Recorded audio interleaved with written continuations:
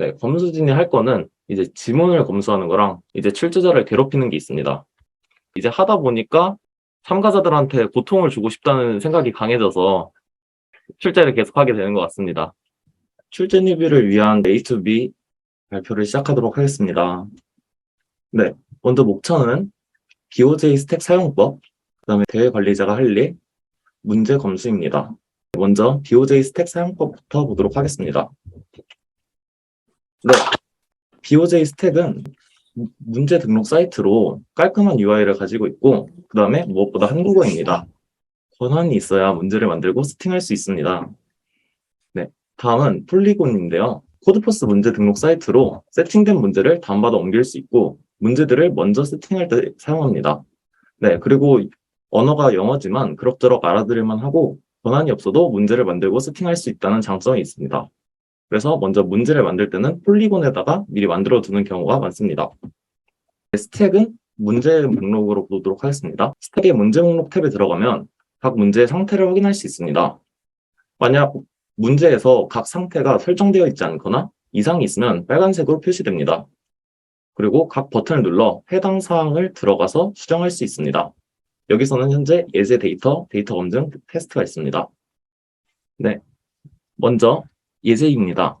예제 입력과 출력을 입력하는 공간이고 예제 추가하기로 여러 예제를 만들 수 있습니다. 그리고 모든 줄 뒤에는 줄바꿈이 존재해야 하고 쓸모없는 띄어쓰기는 사용할 수 없습니다. 네, 저 사진처럼 이제 맨 밑에 계행을 하나 더 붙여주시면 됩니다. 네, 예제에서는 예제 설명이 존재하는데 예제 출력이 어떻게 계산되었는지 설명할 수 있는 곳입니다. 이 예제 설명을 적는다면 난해한 지문을 썼을 때 이제 예제 설명을 통해 문제의 방향을 이해할 수 있고 그다음에 대회가 망하지 않도록 도움을 줍니다. 네, 그 다음은 데이터입니다. 입력 데이터는 이제 .in, 출력 데이터는 .out으로 구분을 하며 확장자를 제외한 파일명이 같아야 쌍으로 인식됩니다.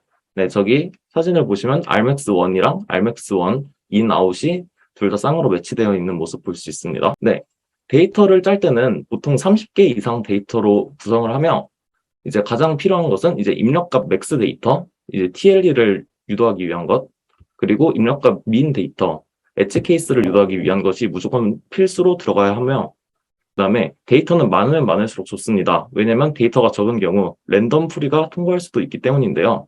하지만 200개, 300개 이렇게 데이터를 많이 만들게 된다면 채점을 지연시켜 대회가 한 문제를 제출하는데 4, 5분씩 걸릴 수가 있어요.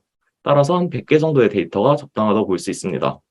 네, 그리고 데이터를 일일이 손으로 짜는 건 거의 불가능에 가깝기 때문에 이제 저기 랜덤 데이터 생성 함수 부분을 들어가서 참고해 주시면 될 것 같습니다. 네, 그 다음 데이터 검증인데요. 우리가 제작한 데이터가 뭐 열심히 짰다고는 하지만 형식상 잘못된 부분이 존재할 수도 있습니다. 따라서 그 데이터가 형식에 부합하는지 검사하는 부분인데요. 이제 모든 입력에 제약 조건을 붙여서 검사하고 조건과 다를 경우 데이터 검증에 실패합니다. 그리고 어느 데이터에서 어느 라인에서 문제가 생겼는지 저희에게 다시 콜백을 해줍니다. 네. 저기서 보시면 이제 데이터 검증 코드가 있는데 입력을 받을 때 그냥 c인으로 받는 게 아니라 뭐 read int 해서 이제 왼쪽부터 오른쪽 값을 설정하는 저런 느낌으로 하게 됩니다. 그 다음 데이터 검증에서 이제 여러 함수가 존재하는데 이제 가장 유명한 거는 정수 하나를 받을 때 최소값과 최대값을 정해주는 것, 그리고 어설트와 비슷하게 인슈얼이라고 그 조건이 맞으면 냅두고 아니라면 이제 에러를 불러일으키는 함수가 있습니다. 네, 그리고 데이터 검증 기본 틀은 저렇게 되어 있고 랜덤 데이터 생성 함수도 저기 코드포스 글을 참고하시면 될 것 같습니다. 네, 그 다음에 마지막 테스트인데요. 출력 데이터가 올바른지 검증하는 부분입니다. 잘못된 풀이나 뚫기나 랜덤을 막을 수 있는 부분이고 저기 기대하는 결과를 설정을 한 뒤 이 코드를 채점하게 됩니다. 기대하는 결과와 채점 결과가 다르다면 붉은색 경고창이 뜹니다. 따라서 틀려야 하는 풀이와 TLE가 나야 되는 풀이를 기대하는 결과로 걸어두고 실행하면 됩니다. 저렇게 이제 기대하는 결과 틀렸습니다. 채점 결과 틀렸습니다로 나와서 상태가 초록색으로 나온 걸 볼 수 있습니다. 네, 그 다음에 이제 문제 수정인데요. 제목, 시간 제한, 메모리 제한 등 굉장히 많은 설정을 할 수 있습니다. 한 11가지 되는데, 여기서 가장 중요한 부분은 이제 시간 제한이라고 볼 수 있습니다.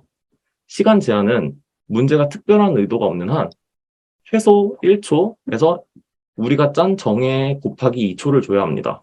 만약 그렇지 않으면 이제 구대기 문제라고 놀림을 받을 수가 있어요. 네. 그리고 지문을 작성할 때는 이제 약간의 룰이 있는데, 많은 룰이 있지만 이것만 지키면 이제 대충 욕은 먹지 않습니다. 모든 수식은 매스잭스라는 걸 이용해서 작성하시면 됩니다. 그리고 대상을 지칭하는 명칭을 통일해야 합니다. 예를 들어서 위에서는 칸이라 말했다가 밑에서는 셀이라 말했다가 뭐 위치라 말했다가 좌표라 말했다가 이렇게 하면 안 되는 거죠. 그다음에 문제에서 사용하는 용어가 사전 지식이 필요한 경우 이제 설명이나 참고할 수 있는 링크를 제공해야 돼요. 이 문제가 GCD를 사용하는 문제다라고 해서 GCD에 대한 GCD에 대한 설명을 넣으라는 게 아니라 이 문제를 설명할 때, GCD란 게 있는데, 라고 언급을 하게 되면 그 GCD에 대한 설명을 해줘야 되는 겁니다. 네. 그 다음에 이제 지문으로 뇌절하지 않는 게 가장 중요하고요. 참가자들은 긴장하고 있기 때문에 지문이 막 20줄 이렇게 길어지면, 그것도 쓸데없는 내용이면, 이제 대회가 많이 어려워질 수도 있습니다. 네. 그 다음에 이제 개행 태그. 우리가 보통 개행 태그를 저렇게 적진 않는데 Shift 누르고 엔터를 누르면 그냥 줄바꿈이 돼요. 근데 저런 줄바꿈을 사용하시면 안 됩니다.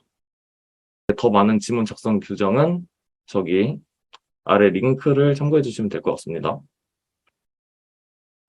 이렇게 해서 일단 출제 부분, DOJ 스택 부분이 끝났고요. 그 다음은 이제 대회 관리자 부분입니다. 네, 대회 관리자는 대회 운영을 총괄하고 대회 페이지에 아주 멋지게 나올 수 있는 분야인데요. 네, 저기 시작 수은이라고 적혀 있죠. 이제 저런 거 볼 때마다 약간 자부심을 느낄 수 있게 됩니다. 그 다음에 이제 할 일이 매우 많은데요. 이제 그 대회 관리자의 할 일에 대해서 알아보도록 하겠습니다. 네, 대회 관리자가 할 일은 일단 출제진, 검수진 모집하기, 일정 짜기, 백주님과 소통하기, 진행도 확인하기가 있는데요. 네, 일단 출제진, 검수진 모집하기부터 보도록 하겠습니다.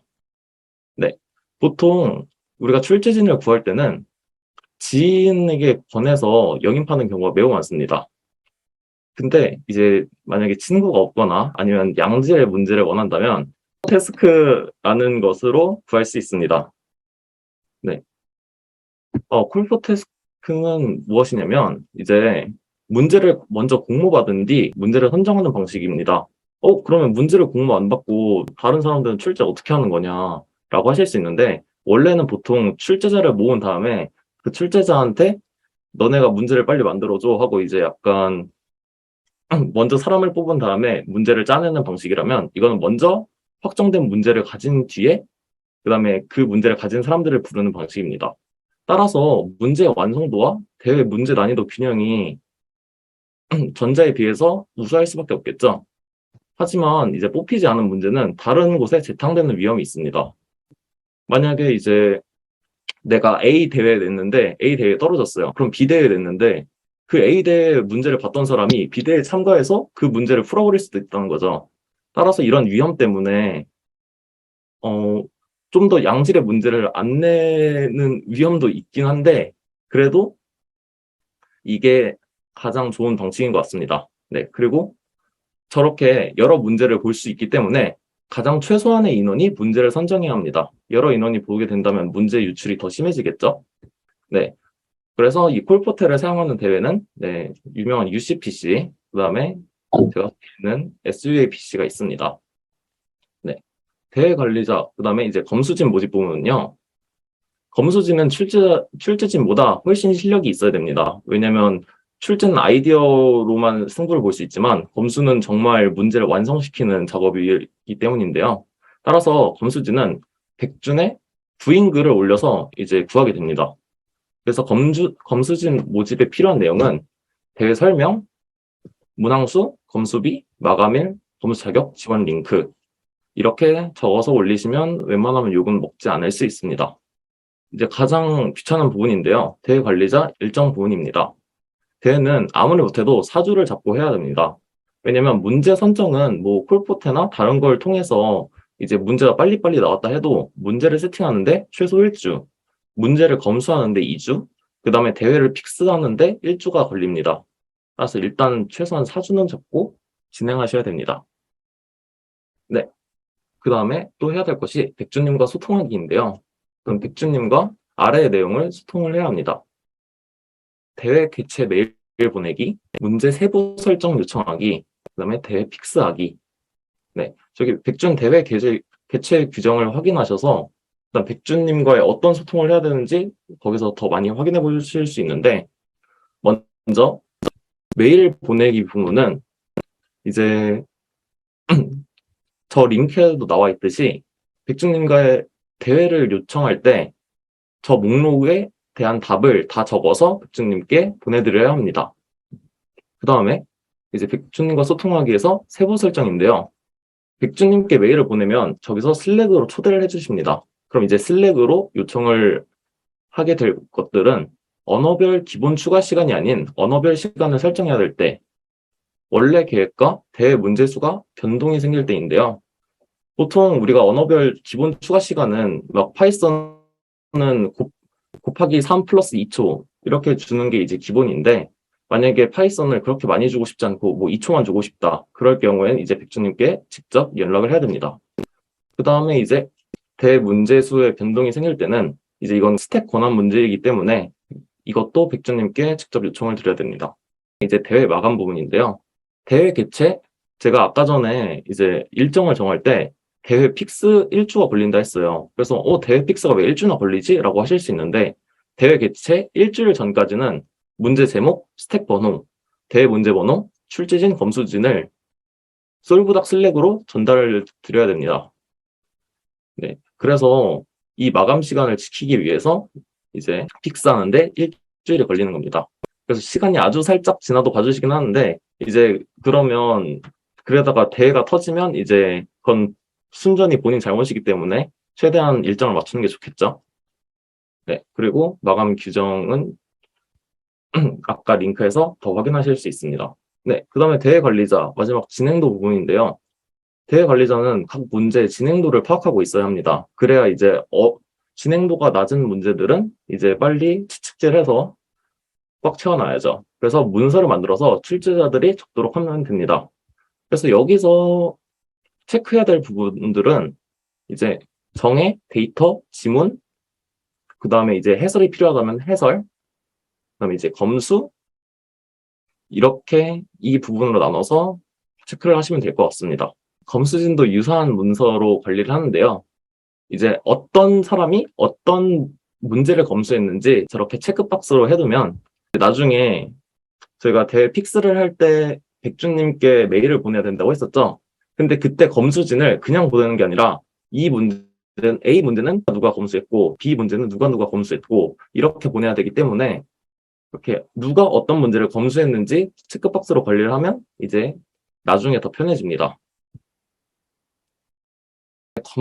마지막 검수진 작업 요령인데요. 네, 검수진이 할 거는 이제 지문을 검수하는 거랑 잘못된 데이터를 확인하는 거랑 극단적인 데이터를 확인하는 거랑 이제 출제자를 괴롭히는 게 있습니다.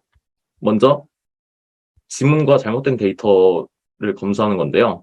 먼저 수정할 필요가 있는 지문에 대해서 말씀을 드리도록 하겠습니다. 문제가 성립하지 않는 경우, 이제 서술을 잘못하거나 아니면 잘못된 정의로 인해서 문제 자체가 오류가 있는 경우가 있습니다. 이런 경우는 빨리빨리 잡아주셔야 될 거고요. 그 다음에 문제에 잘못된 내용이 있는 경우, 이 문제에 그렇게 크리티컬하진 않지만 약간 뭔가 불편한 내용들이 있을 수가 있어요. 이제 그런 거와 이 예제가 잘못된 경우가 굉장히 많이 나오는데요. 예제가 더 예쁜 예제들을 보여주기 위해서 뭐 대회 전날까지 수정할 때가 있어요. 그럼 그러다 보면 이제 예제 설명을 잘못 수정한다던가 그래가지고 이제 뭐 맨날 공지사항에 뭐 예제 수정했습니다 이런 게 많이 올라오는데 저거를 잘 잡아주셔야 하고요. 그 다음에 지문이 난해한 경우, 이걸 이제 서술 검수라고 하는데 모두가 글을 잘 적을 수 있는 건 아니니 약간 출제진이 적은 글이 잘 이해가 가지 않을 수도 있어요. 그럴 때는 이제 그래도 이 사람이 적으셨는데 그냥 넘어가야지 이게 아니라 이 부분을 빼고 이 부분을 넣는 게 좀 더 매끄러울 것 같아요 라고 즉각 피드백을 주시는 게 중요합니다. 그다음 이제 잘못된 데이터 부분인데요. 이거는 간단합니다. 출력 파일이 정의의 답과 다른 경우, 그다음에 입력 파일이 문제 조건에 부합하지 않는 경우, 이 두 가지를 잡아주시면 될 것 같아요. 저 입력 파일이 문제 조건에 부합하지 않는 경우는 이제 아까 밸리데이터 부분에서 많이 나오는데요. 밸리데이터가 잘못되었다는 걸 집어주시는 게 저 입력 파일이 문제 조건에 부합하지 않는 경우를 잡는 거라고 보시면 되겠습니다. 네. 그 다음에 이제 극단적인 데이터인데요.